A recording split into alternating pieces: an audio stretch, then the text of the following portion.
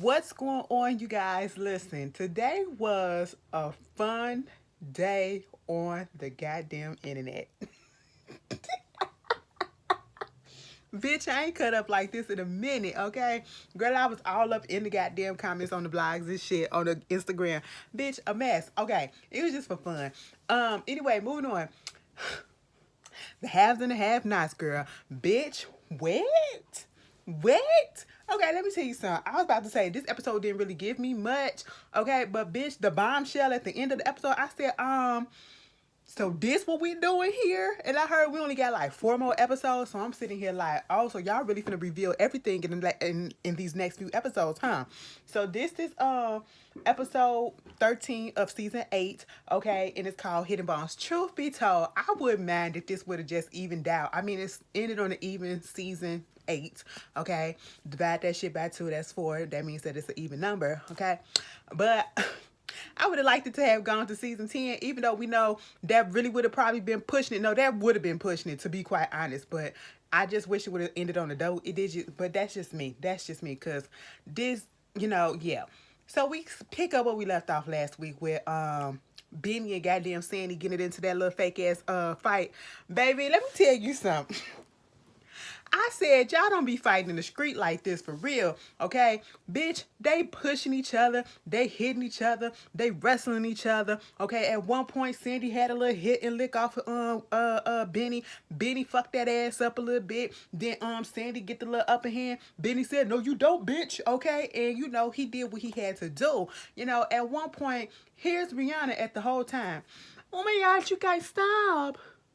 Stop. No, stop. Sandy, Benny, please stop. And I said, girl, bitch, it wouldn't have been me. I see these crazy motherfuckers going ham on each other. It's time for me to roll the fuck out. I know y'all doing this over me or whatever. It's a respectability and a moral issue with Benny. I don't want to see no woman get disrespected. It's a macho, egotistical, abusive shit with goddamn Sandy. So bitch, I'm out of here and I'm finna go try to find. I'm just finna drive. Ain't no telling where I'm going, but bitch, I'm just gonna be driving all night until I feel safe. Okay, that's what it is. Y'all can beat each other's up. Fuck that, because I ain't asked to be involved in this shit. Y'all just made me a part of y'all shit, okay? But this dummy gonna go over there. Girl, you are a little twig compared to these two grown men, okay? Regardless of the fact that Sandy is a little bit smaller than goddamn Benny, either fucking way, men have strength that women don't, okay? So you up here trying to break up this fight. She literally tried to get between these two niggas, okay? And I had to say it like that because that's how they was acting. Okay? Get between these two men, all right, and try to break them apart and wind up getting pushed the fuck back. And then Benny trying to see if she okay. He fall on the goddamn floor. And did you see the way Sandy lightly picked that chair up? And he lightly hit him across that back. I said, bitch, if you gonna hit somebody with a goddamn chair, usually when I look at TV shows and they get into a fight and they hit them with a goddamn chair, bitch, the chair break. Okay, that's what I was waiting for. I said, Sandy, see, I knew your character right in there. You wouldn't even want to hurt him. You was probably hitting them little baby punches or whatever that wasn't even doing that, because who came up with a whole bunch of scars on their face? You did. Most likely because Benny popped him across the face with a goddamn bottle. But that's neither here nor there. He still would have got fucked up by Benny. Okay? So they breaking the whole thing up. And, Benny, he was like, Rihanna, going over here, whatever. She was like, oh my God, why are you guys doing this? You don't understand what you just did. Okay, and Sandy saying the same thing. You don't know who I was and you don't know who I am. He was like, nigga, I know who you are. I know your brother. Who? Mitch, bitch. Okay, I know your goddamn brother. I know who the fuck you are. Okay, and so at this point, she was like, go. Just go. And he said, you ain't coming with me. She said, no, I'm not coming with you.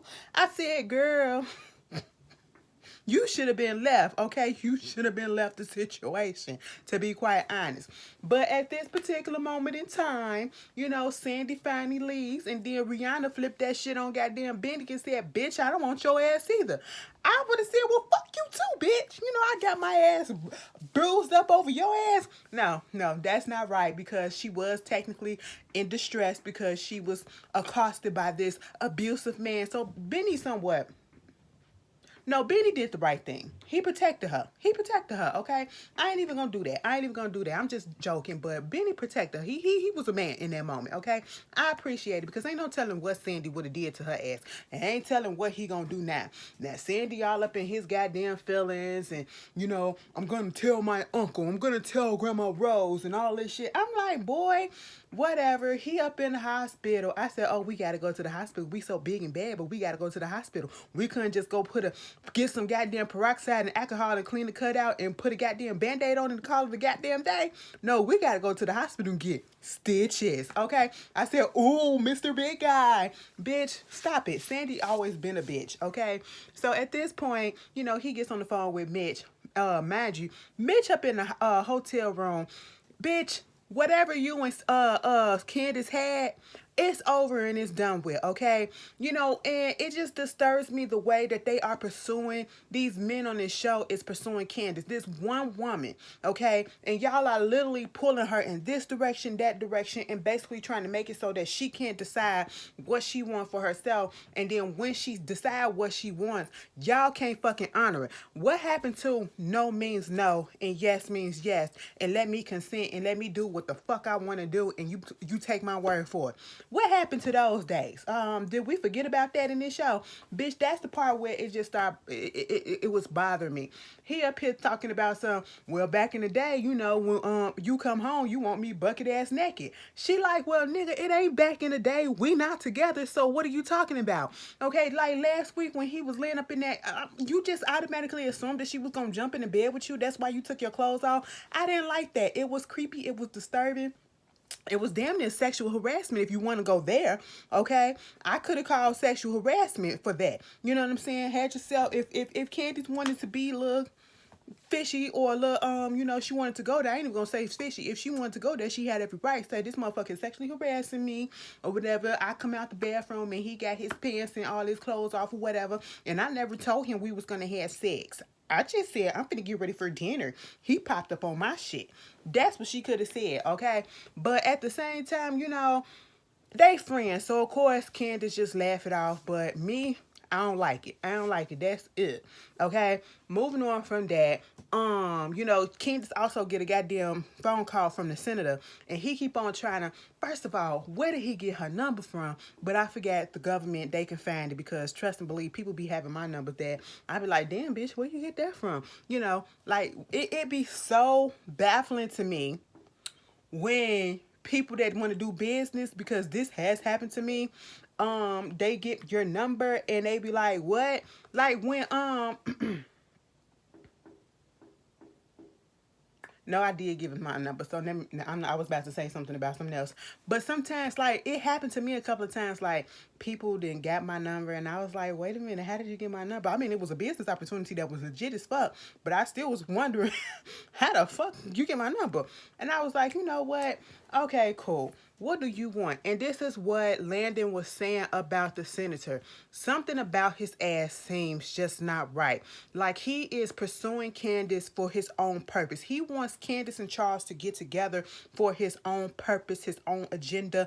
And I think it's like to sabotage him. Let's pop it up and make it seem like I'm all the way here for it. We got this girl, you know, oh, we can turn her around in the press or whatever. She will be good for Charles and all this shit. And then like flip that shit on him. That's the feeling that I'm getting. Like the way he was on the phone, he came off as a creep. I'll meet you there, you know, just give me 15 minutes to talk to you and all this shit. And we hear her saying, I don't want to talk to you. I don't want to talk to anybody. Leave me the fuck alone, okay? I could be down there in Savannah tonight or whatever. You know, fuck that. I don't want to talk to you. You can go talk to whoever else you want to talk to. This motherfucker gonna show up next week.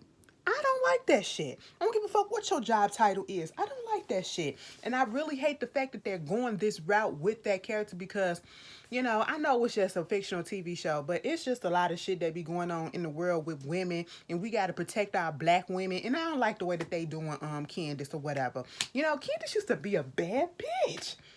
They mellowed this hoe out. Like, I really wanted her to be fucking niggas up. They done turned this bitch into a housewife. I'm sorry. You know, she done found God. I should say she done found Hannah, bitch. It's like ever since her and Hannah got on good terms, all that bad bitchness, I mean, it's still a little bit there, but it ain't overtly there like it used to be.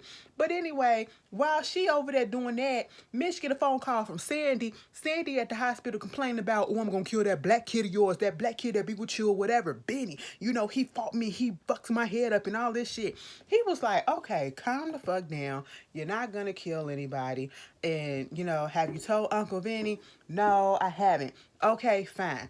So Benny comes into the room, and this what pissed me off about Mitch. I know it's, you know, in most cases, you know, it's family over everything. But you know how your family is, racist and all that stuff, whatever, and you know how your friend is. I'm pretty sure you know Benny ain't finna go out looking for no fight just to be fighting, okay? And especially knowing that he knows who your brother is and know who your family is, you should know that he's not just gonna be picking a fight to pick a fight, okay? So when Benny came in and he saw how he looked or whatever, he was like, what did you do? What did you do? And all this stuff. And he was just coming down on Benny and wasn't even allowing Benny to explain.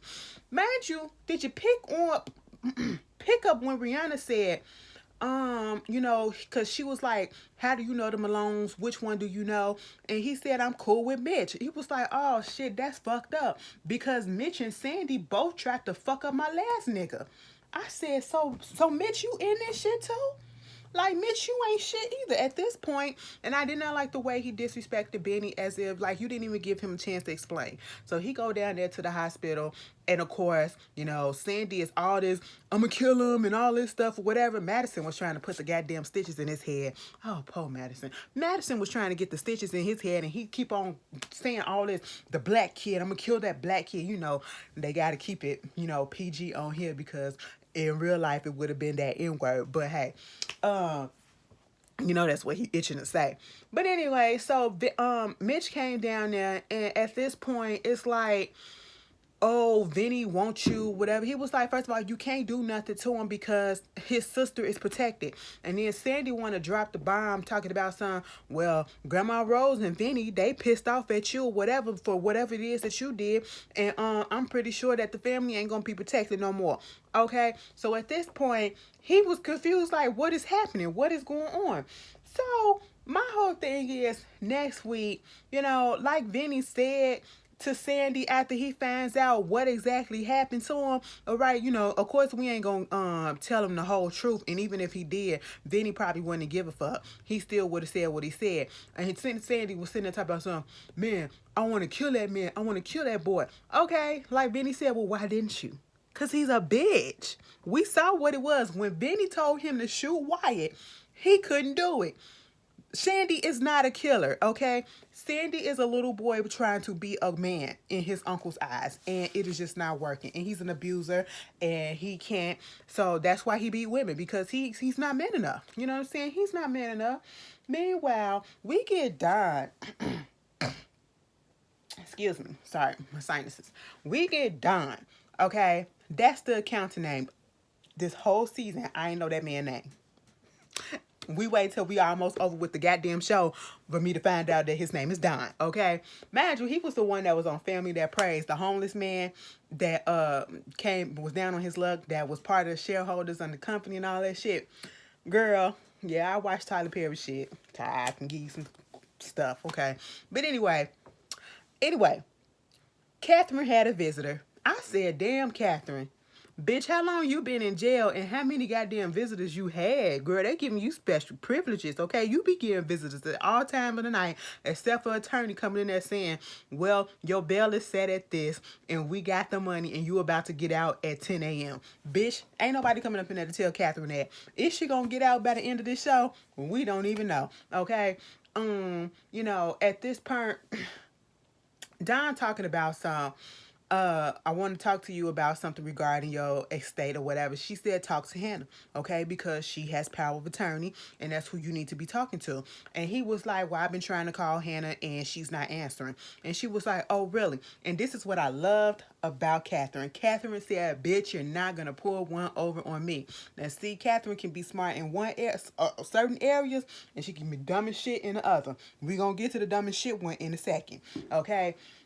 Catherine said, Don, let me see your phone. She got his phone and he dialed Hannah's number. Hannah answered like on the second or third ring. And she was like, "Hey Hannah, what's up, girl?" He was like, "Let me ask you this question. First of all, how you doing? I'm doing good. Okay, but let me ask you this question. So did my accountant Don call you? No, he hasn't. Have you had any missed calls? I ain't had no missed calls. Oh, so you ain't had no missed calls or nothing like that. Girl, I know they over here trying to play some goddamn games. Girl, first of all, let me just tell you something about these games. Listen, Jim, your motherfucking husband, he done came over here, started some goddamn shit. I know, right? Don't trust that nigga. Okay, bitch, what you say? Don't trust that man. Okay, clear that shit up. All right, so I'm gonna let you go. Go ahead and do what you gotta do, or whatever. And so Don's sitting there looking stupid as fuck. Okay, and basically, Catherine said, you know, cause Don was trying to get him and Jim to have power of attorney and again bring in a third party. Catherine said, no, okay? These men have a problem with women that are in control. No, okay? No, no, no. And she said, I'm not changing my mind. You want me to you want me to take because you think that I gave this to the maid. Just go ahead and say that. Okay. And you think that I'm stupid for doing that? And she was like, no, I just think you need to reconsider. She said, if she don't know what she doing, you sit there and you fucking teach her. That's what you need to do. Other than that, it's not gonna happen, okay? This lady was a friend of mine and always been a friend of mine. When I was going through cancer, she was the one that helped get me back to health, and my husband didn't even know and wasn't even concerned about it. When I was going through some shit, she was there. Okay? When I fucked up and lied to her, she forgave me and she still stuck by my side. And when I had cancer and was down and out, she could have took fucking millions from me. She could have played me. She could have did all this shit, but she didn't. So therefore, no, I will not reconsider. And you can go about your merry own day. I said, I know that's fucking right, Catherine. Say that shit, bitch. Okay, Don couldn't say nothing. He had to go back and tell Jim, bitch, it ain't gonna happen. Jim get on the phone calling this dude that he got looking at the Veronica to take her out or whatever. Talking about something, get this girl Dallas or whatever to go scare Catherine. Okay, basically, we gonna make it so that she gotta get put in jail and then get put in the same cell with Catherine and scare her. I said, sir, what? So dude get on the phone calling whoever he needs to call, telling them to find the girl, give and bring her to me. The guy that Veronica got her fucking mercenary, he gets in his car with the gun pointing to him and told him to drive, bitch. Okay? He called Veronica and said, you all good at this point. Veronica get up out the car, out the house. I said, come on with this wig, bitch. Come on with this 27-piece, bitch. Veronica had look good tonight. Listen, switch them wigs, make it feel like he cheating, bitch. I said, all right, Veronica. You better fucking do that. And we gonna put a pause on the calls for that. Let's get to Wyatt, dumbass. Wyatt is in the hospital still. I said, when he gonna get out? When he gonna get out? Like, if he cut his wrist and he was done, you know, them restraints, ain't nothing wrong with him, okay? So he got these restraints on him. You know, he keep on pressing the button. He wants some drugs or whatever. He get Madison to come in there. Madison is pissed. And at this particular moment, he was like, I gotta go to the bathroom. He was like, well, there go your cup or whatever. You know what you gotta do. He was like, well, my cup over there and all this shit. And so Madison reaches over the bed instead of going around the bed. I'm not reaching over no fucking body, okay? Nobody. I don't do that. First of all, it's rude. I don't care who it is. It's rude to reach over somebody. And I said the easier way would have been just to go over to the bed on this side. I'm not trying to blame Madison for what happened to him, but I'm just saying I would have took a different route. That's just me, all right? But Madison reached over and this motherfucker slowly picked his leg up and put it around Madison's neck. I said, oh my God, Krog Maga up in this bitch, what is happening? Girl, he started choking the life out of Madison and said, take the restraints off and I'll let your ass go. So Madison is saying, I can't breathe. I said, okay. And so at this point, he took the restraints off and he was like, let me go. This motherfucker grabbed his leg and pulled it tighter and choked out Madison. Now, at this particular moment, Madison is knocked out cold on the floor. I ain't gonna say he did because at this point, we don't know. Listen, it's a pressure point in your neck that you can touch, okay, and you can squeeze a little bit, and it's probably around the part where you know they be having when you be choking each other when you be having sex, and that's why it heightens the orgasm or whatever when you almost about to fucking pass the fuck out, you know, erotic asphyxiation, okay? But it's a point where you can just make a motherfucker go to sleep if you hit it right, okay? Not kill them, but knock their ass out unconscious. So I'm gonna hope that that's what's happened to Madison, you know, even though Wyatt was knocking him all over trying to get that goddamn clothes off of him. And when he got down, he was like, damn, you a big boy, huh? Okay, well, he was struggling to get that tight ass shirt off of him. I said, Madison, when you wake up, I want you to go to the store and I want you to buy a size up, okay? Maybe a half size, all right? But then when it got down to his pants, he said, oh my God, you don't wear no drawers? I said, Wyatt, this what you concerned with? He said, well, fuck it. You know, he literally had to think about it for a second. I said, you want to get out, right? I said, Wyatt is a fucking cat. He has 9 fucking lives, okay? This motherfucker has escaped custody how many times? How many times? He go take Madison key card, go into the drug room, get all the goddamn drugs, and then go to his loss, okay, that Catherine gave to Broderick, okay? Bitch, Broderick come up in there and was like, who the fuck are you? Okay, I said they going back and forth about who the fuck each other is until Wyatt said you know, Wyatt cried. He was like, oh, but before that, some bitch come up in the house. Okay, one of his little drug buddies that we ain't never seen before. She come up in there, want to get some drugs and shit, and I was just like, what is happening right here?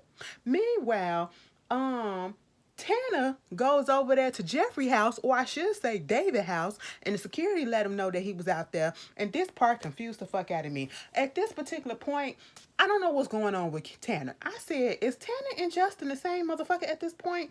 Because they're doing similar creepy shit, all right? Now, I know didn't Veronica want him to do something to her son or whatever? I don't know, but he pulling up, Jeffrey go out there to talk to him. That was the smartest thing that he could have did, was tell him to go outside, you know?